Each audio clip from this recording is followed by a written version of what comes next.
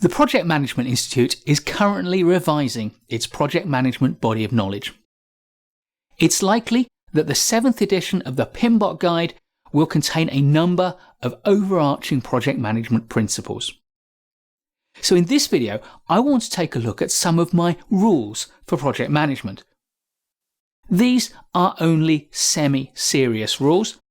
They're certainly not obligations that you have to follow, but they are articulations of things that really do matter, and they do contain within them some powerful and important insights, especially for new project managers. In this video, I'm going to share with you my 12 project management rules. Before we get onto the rules proper, here's something that isn't so much a rule as a prediction. Failing to plan is the same as planning to fail. What this tells us is that planning is an essential discipline of project management. If you don't have a strong plan to follow, then you can't know whether you're doing the right things, and therefore your chances of success dip, and the chances that you're going to fail will increase radically. On the subject of plans, President Eisenhower, formerly General Eisenhower, said that in preparing for battle, I have always found that my plans were useless, but the process of planning was indispensable. What he was referring to is something that military people have known for a long time. Helmuth von Moltke said that no plan survives first contact with the enemy. As soon as you enter the conditions of battle, then your plan becomes outdated by reality. But what Eisenhower was saying, that the process of creating the plan prepares you. It prepares you to understand the situation. And so that even if your plan does become out of date, you quickly become aware of how things are varying from your plan and are able to adapt to them. So the idea of understanding what we think of as project management through simple statements goes back a long time. And these statements are equally true for projects as they are for warfare. However, we're project managers, and I'm not an expert on warfare.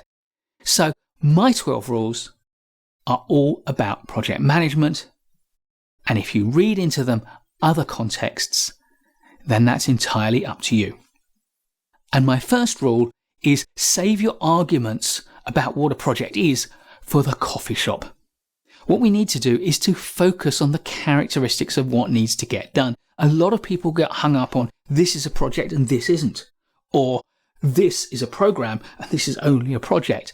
And yes, there are definitions for these things, but those definitions only really matter in a classroom and in examinations. What matters in the real world are the characteristics of the things that you need to do. And the simplest way of understanding a project is something that needs the disciplines of project management, the tools, the techniques, the processes, the systems, the attitudes that we have. If deploying those will help you get done what you need to do and to help you to do it in an accountable and transparent way, then call it a project and use project management tools, techniques, processes. My second rule is that the one thing a project manager craves above all else is control. Control is what we try to create out of the chaotic, uncertain, ambiguous, complex, and highly volatile environment that projects create. We're trying to do something new. We're trying to do it with rigid constraints of time and of budget and of resources. And we're trying to manage to specifications and quality standards. And therefore, what we need to do is to bring control to that complex and uncertain environment. And that's what project management gives us. It gives us the tools to do that.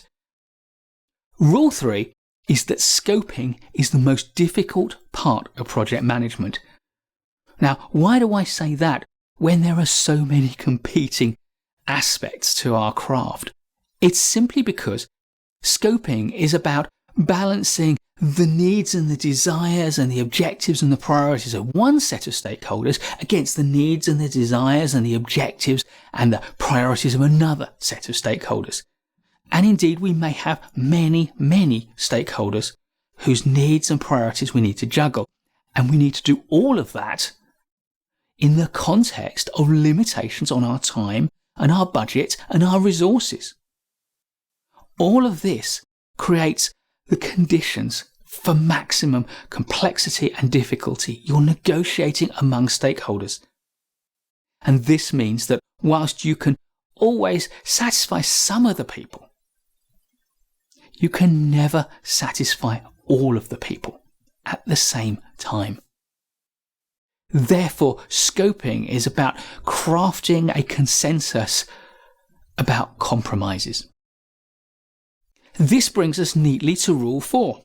And Rule 4 is that you can please all of your stakeholders some of the time and some of your stakeholders all of the time, but you can't satisfy all of your stakeholders all of the time. Yes, whether you attribute this saying to P.T. Barnum or to somebody else, I've adapted it to our project context, and it is true. You will have loads of stakeholders and all of them will have different agendas, and you will never be able to satisfy all of them all of the time. You're always going to be making compromises. So what do we do as a project manager? We acknowledge that.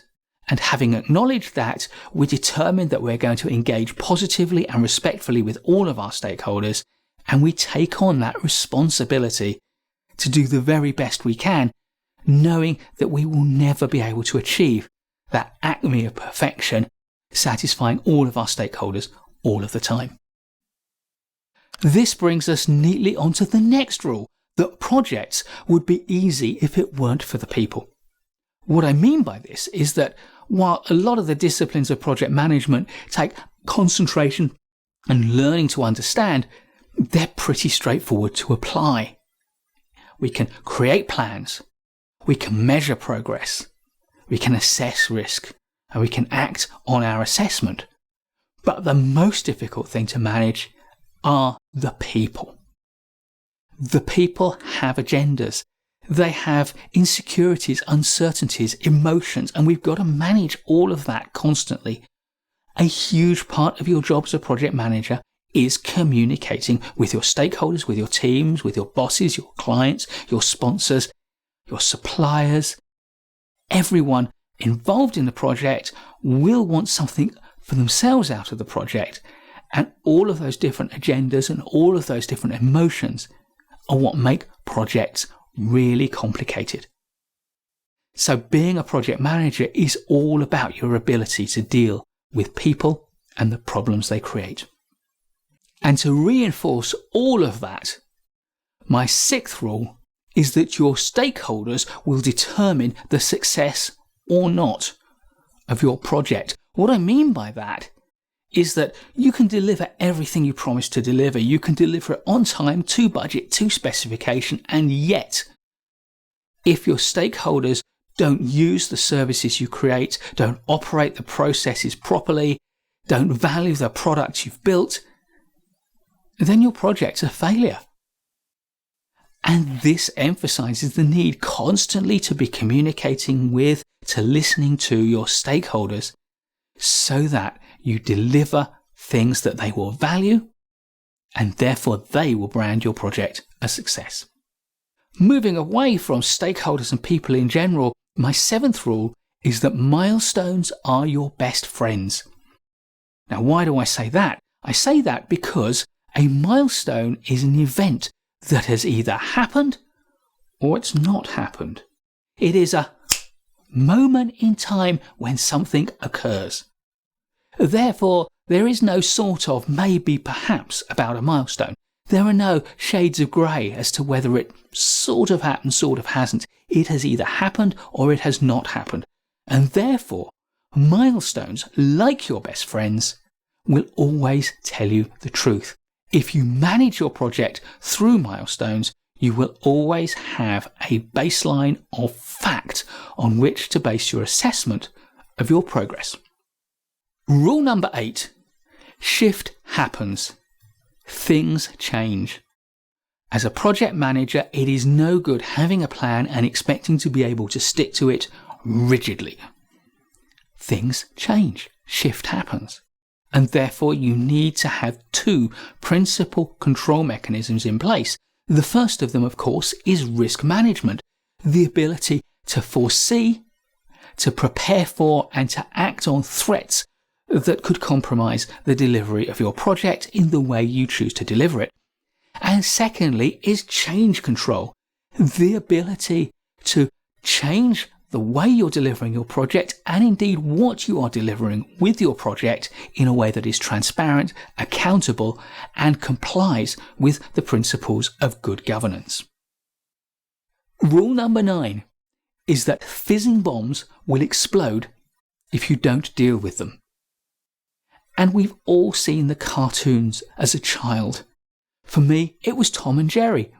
And Jerry the mouse would hand Tom the cat a fizzing bomb, a cartoon bomb, and Tom would watch the fuse burning down. And then, up it went in his face, and there was Tom with burnt face, singed whiskers. Issues on projects are like these fizzing bombs. We don't want to deal with them. They're difficult, they're uncomfortable, they're unpleasant to deal with. But if we don't deal with them early, then they're going to explode in our faces. And you know what? Projects would be easy if it weren't for the people. The biggest, trickiest, most unpleasant fizzing bombs that will cause the most disruption to your project are often around people issues. So stay in touch with all of the people on your project, your team and your stakeholders and your governance structures and your suppliers. And as soon as you sense an issue, tackle it head on. Deal with it straight away. Don't put it off to another day, because usually, like cheese, these things will stink more and more the longer you leave them. Rule number 10 is that an absentee project manager is a contradiction in terms. What I mean by that is you cannot be an absentee project manager. You're either a project manager or you're absent. If you're absent, you're not managing the project, and therefore things will start to go wrong. If you need to step away from your project, and sometimes you will, then you need to appoint a deputy to act in your place, an acting project manager who will take on all the roles and responsibilities of your project management role and see them through while you're not there. Because projects change as they go through their life cycle. Shift happens. Things change. And if there is no project manager there to be monitoring what's going on and taking controlling action when things shift away from plan, then your project will spiral hopelessly out of control. Rule number 11 is that if it isn't right, it isn't finished. And notice that this rule doesn't say if it isn't perfect, it isn't finished. Perfection is not what you're after. What you're after is complying with the specifications laid down at the start of the project, the quality standards and the specs to which you're delivering your products. And if they're not right, don't try to hand them off and leave the project. If it's not right, it's not finished. Otherwise, your project will not satisfy your stakeholders, it will not be considered a success, and your reputation will be in the can. And rule number 12 is that the level of attention to detail can make the difference between success and failure. Attention to detail in your planning, attention to detail in your scoping, attention to detail in the whole definition of your project, in your understanding of stakeholders and your listening to stakeholders. Attention to detail in every aspect of your project. It's very easy to get into the mindset that a project manager is all about seeing the big picture. It is important to see the big picture, but it's not the whole thing. You need both a microscope and a telescope. You need to be able to stand off from your project and see it from a distance with a telescope so that you can get a sense of everything that's going on. But equally, when shift happens, when things go wrong, when stakeholders are causing problems, you need to be able to dive into the details and get them right. These 12 project management rules arose from things I found myself saying again and again in training and when coaching clients and when supporting project managers. I think each one of them holds an important project management truth. I hope that you find one or two of them particularly useful to you and to your understanding of project management. But what I can assure you is that having lived by those rules as a project manager, I have found that each one of them has contributed to my understanding of project management and, more importantly, my ability to deliver projects for my clients on time, on budget, and to specification. Please give this video a like if you enjoyed it, and I'll be creating loads more great project management content, so please subscribe to our channel and hit the notification bell so you don't miss any of it. And I'll look forward to seeing you in the next video.